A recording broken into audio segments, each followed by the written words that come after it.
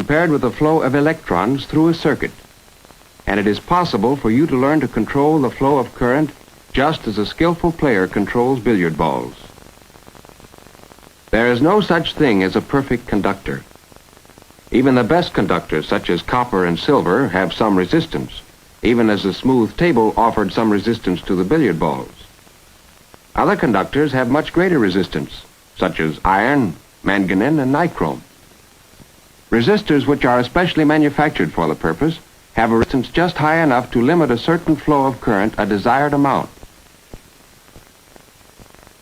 The billiard table may be used in another way for comparison with a conductor. If the same number of balls which were before moved down the full width of the table are now forced down the width, or I, let the force of the billiard cue represent the voltage, or electromotive pressure, E. Let the resistance of the table represent the resistance, R. Then the number of balls in motion equals the force of the cue divided by the table resistance, or I equals E divided by R. Thus, Ohm's law is illustrated. Table, suppose you have electrons in an electrical conductor. Instead of being propelled by a billiard cue, the electrons are forced along by the pressure of the voltage in the battery. A resistor is connected in series with the circuit in order to limit the amount of current. The circuit is now broken, and there can be no steady current flow.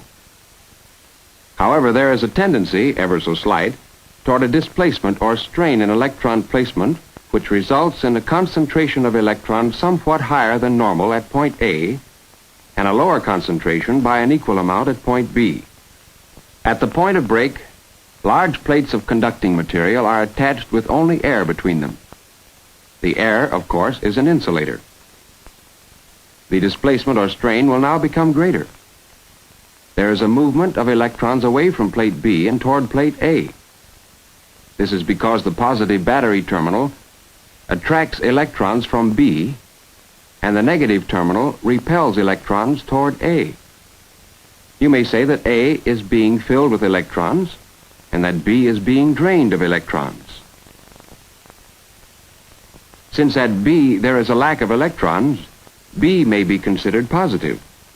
And since at A there is a surplus, A may be considered negative. The surplus electrons at A would like to get to B, but are prevented by the air, or insulating material between B and A. This causes an electrostatic stress between A and B. When the point of stress is reached where the voltage charge across A and B is equal to that of the battery or other voltage source in the circuit, no further electron movement occurs, or no current flows. It is very important to understand that work was done in order to charge the plates, and that current flowed even though the circuit is not continuous. Now, if switch S is opened, or the condenser is completely removed, the plates A and B will maintain their charge. The escape of the electrons at A is cut off. If the plates are made larger, more energy can be stored. You could say that the larger plates have a greater capacity, or that we are dealing with a larger capacitor. When a conductor is placed between the leads from plates A and B, the surplus electrons at A will rush through the conductor to B until A and B are equalized. Thus, the capacitor has been discharged. A capacitor, then, has the capacity for storing electricity, and it takes its name from that fact. Since the electric current is forced into it from a voltage source and is stored under pressure, the capacitor is commonly called a condenser. A condenser may be compared with an automobile tire. Air is stored under pressure in the tire. With a gauge, the amount of air stored under pressure can be measured in units. If more air is pumped into the tire, a greater pressure will, of course, be registered. The tire has a maximum capacity. If more than the maximum amount of air pressure is applied, the tire will burst.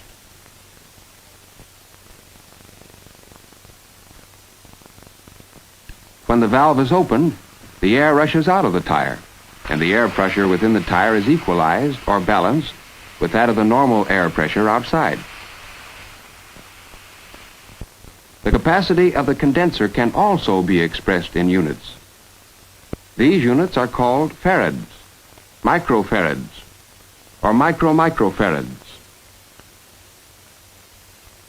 The capacity of the condenser can be likened to the cubic inches of space within the tire.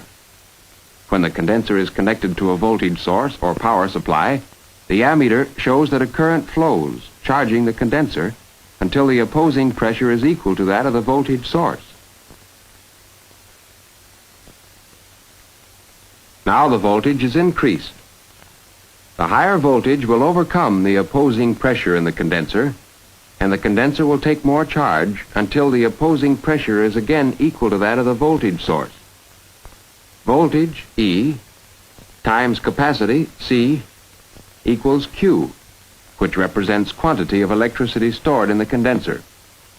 If too great a voltage, or electric pressure, is applied across a condenser greater than its strength can withstand, the condenser will be ruined.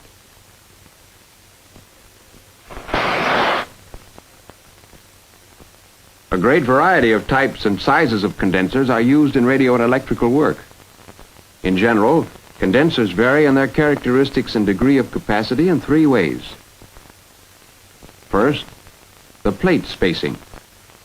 If a condenser of a certain capacity could be adjusted mechanically so that the plate spacing were doubled, the resulting capacity would be only half that of the original. On the other hand, if the plate spacing were to be made only half as great, the attraction would be doubled and the capacity would be increased. Second, the plate area, as you already know, affects the condenser's capacity. If the plate area is doubled, then the capacity is doubled. Or if the area is reduced to half the original amount, the condenser will have only half its original capacity. Third, the dielectric, or insulating material used between the plates, affects the capacity of a condenser. Air is a common dielectric. However, other dielectric materials, such as mica, which are more dense than air, can be used. They will increase the capacity of a condenser just as though the plates were made larger or the distance between them reduced. If some sort of plastic material is used instead of air, it may more than double the capacity. The plastic material is said to have a higher dielectric constant when compared with that of air. When glass is used between the plates, it has a still higher dielectric constant and gives the condenser a capacity from 4 to 8 times as great as when air is the dielectric.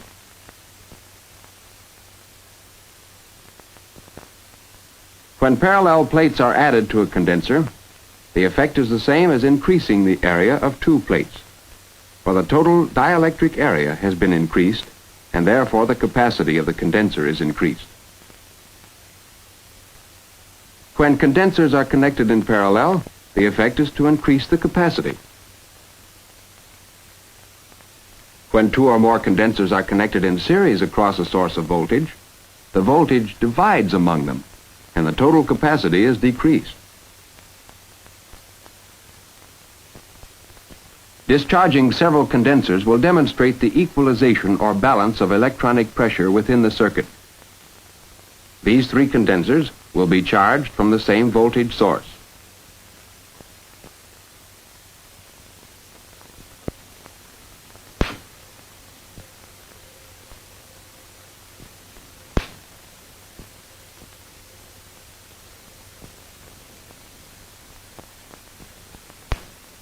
When the first condenser is discharged, a very small spark is formed, as the surplus electrons rush from one plate to the other.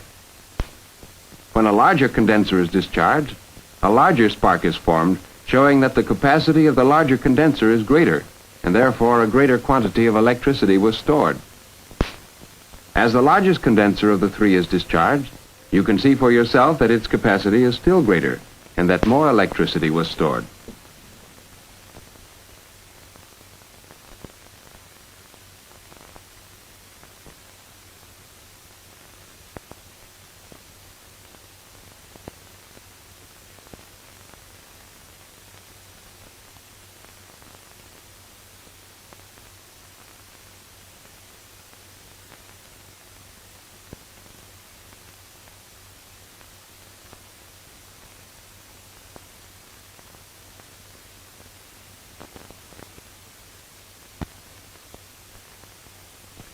Here is a circuit with a 6-volt battery, a 1-ohm resistor, and a condenser connected in series. The circuit is broken by the open switch S. A difference in potential of 0 now exists across the condenser, so that at the instant the switch is closed, the condenser appears to be a perfect conductor, and the resistor offers the only opposition to the current flow. According to Ohm's law, the current I equals a voltage E divided by the resistance R, or I equals 6 volts divided by 1 ohm, or current I equals 6 amperes. An instant later, however, assume that the condenser has taken on half of its charge, or 3 volts. So the current flow is now decreased to 1/2 of what it was originally.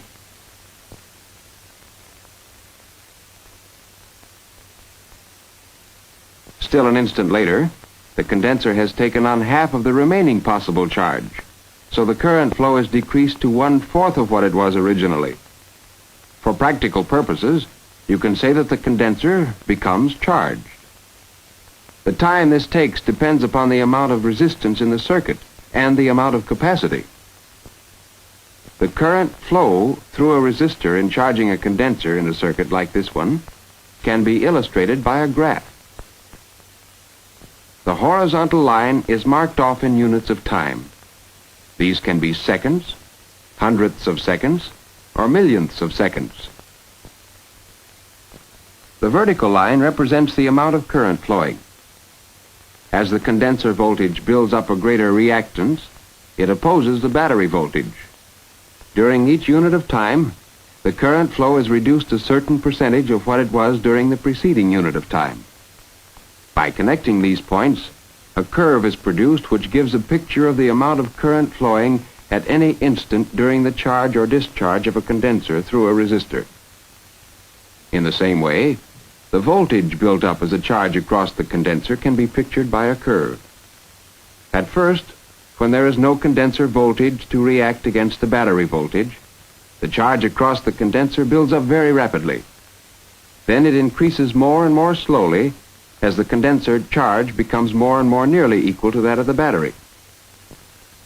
The voltage of a discharging condenser can also be pictured by a curve. Now, since a condenser charges or discharges through a resistor, and the resistor affects the amount of current which flows through the circuit, there must be a relation between the size of the resistor, the capacity of the condenser, and the time it takes the condenser to charge or discharge. A very simple fact has been found, that the resistance in ohms times the capacity in farads is always equal to the length of time it takes the condenser to reach a certain percent of its full charge or discharge. As can be shown on the graph, this is the time it takes the current to fall 63.2% from its maximum value as the condenser is charged. This point on the graph, then, is called the time constant. It may be calculated by a very simple formula. T equals R times C. A complete curve such as this one may be calculated for any given values of capacity and resistance by using a formula which is fully explained in the discussion film that accompanies this motion picture. Since resistance, R, times capacity, C, always equals the length of time it takes the condenser to reach 63.2% of its full charge, R times C is spoken of as the time constant. When the condenser is discharging, the current falls 63.2% from its original value after a time equal to R times C. By means of this demonstration board, the effect of the time constant, R times C, will be shown in charging and discharging a condenser. A source of voltage source is cut out of the circuit, and because the condenser will now be discharged, the meter must be reversed by means of this switch. The condenser is now discharged. It discharges rapidly at first, and then more slowly. The time for discharging the condenser until the amount of current falls 63.2% from its maximum value was 8 seconds, or the same as for charging it.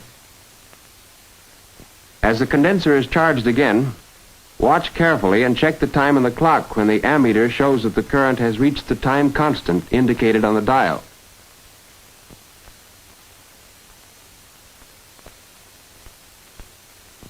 As the current decreases, the voltage across the condenser falls.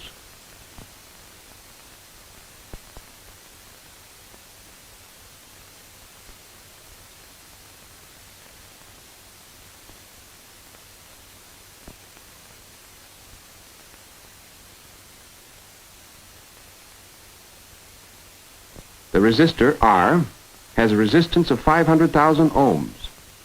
The condensers, C, have a total capacity of 16 microfarads.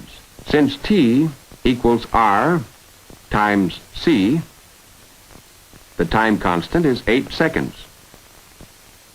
If it is desired to find the amount of the current flow at any other instant during the charge of the condenser, it can be found in the formula given in the discussion film. The time constant can also be demonstrated on an oscilloscope. The oscilloscope is connected to the demonstration board. In this way, the same values can be used for voltage source, resistance, and condenser capacity as were used in the demonstration with the board. The oscilloscope produces a spot of light on the screen. The spot is moved vertically by the amount of current used to charge the condenser. Thus, the starting point of the spot shows maximum current, and as the spot comes down, it represents a smaller and smaller amount of current, just as it was represented by the ammeter. The movement of the spot to the right represents the amount of time the condenser takes to charge or discharge, just as it was represented by the clock. The movement of the spot traces a curve, like the one used on the graph. Since the spot can be made to move very rapidly, the oscilloscope makes it possible to see what happens when the time constant is small and the condenser is charged and discharged too rapidly for you to follow using the meter and the clock. A curve can be calculated by means of the formula given in the discussion film and using the same values for R and C that are used in the demonstration board and the oscilloscope. This curve can be traced on the screen of the oscilloscope.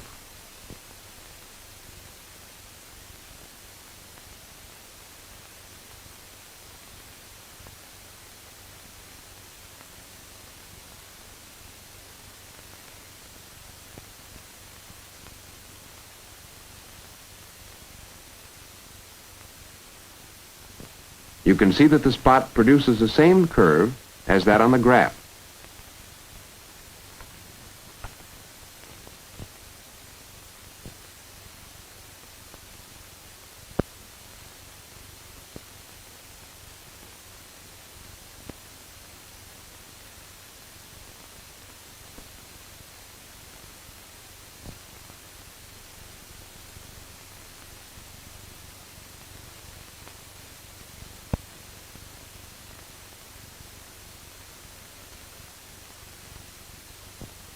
This mark represents the time constant, or the point where the current is down 63.2% from its starting or maximum value.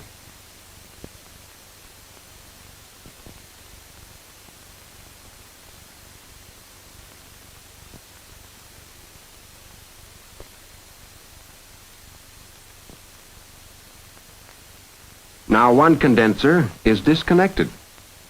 The condenser remaining in the circuit has only half the capacity that both condensers had. Watch the meter and the clock.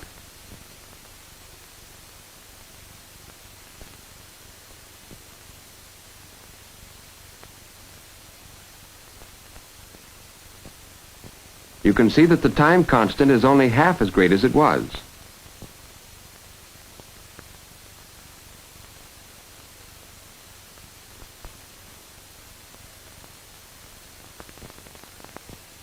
Now the resistance is cut in half. You can see that the time constant is still further reduced. It is only 1/4 of what it was originally.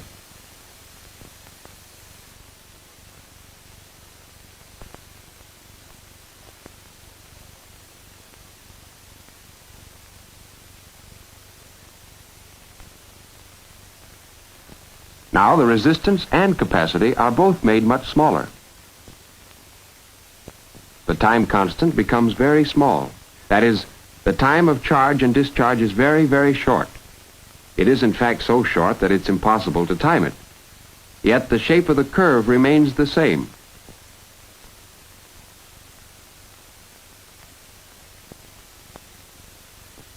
You can now understand that the condenser stores electricity. The resistor regulates its flow. Together they form a team which makes it possible to control the expenditure of the stored electricity over any desired interval of time.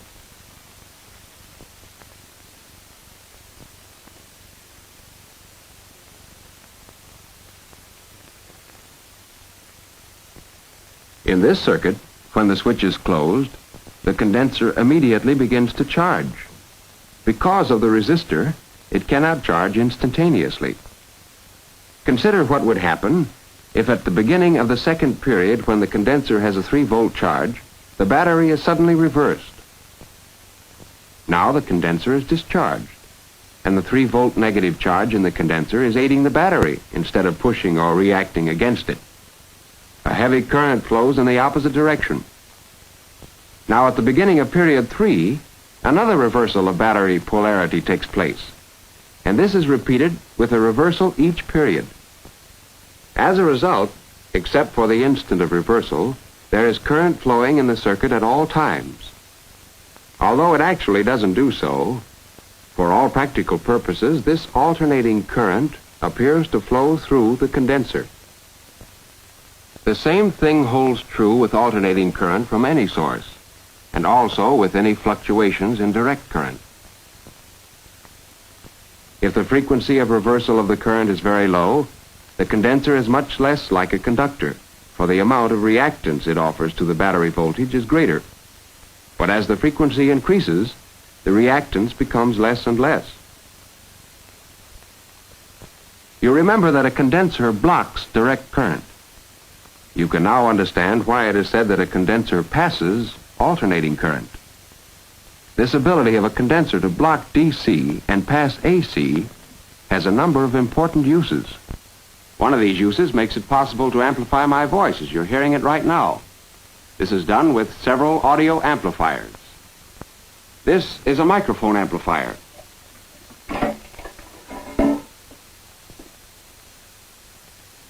It has 2 vacuum tubes, which provide the first 2 stages of amplification of the voice signal, which is alternating current. This is a diagram of the amplifier circuit. As you know, a vacuum tube must have a DC positive voltage on its plate in order to operate. Amplifiers of this kind usually must have DC negative voltages on the grids of the tubes. Yet, the alternating current representing the voice must be conveyed from the plate of this tube to the grid of this one.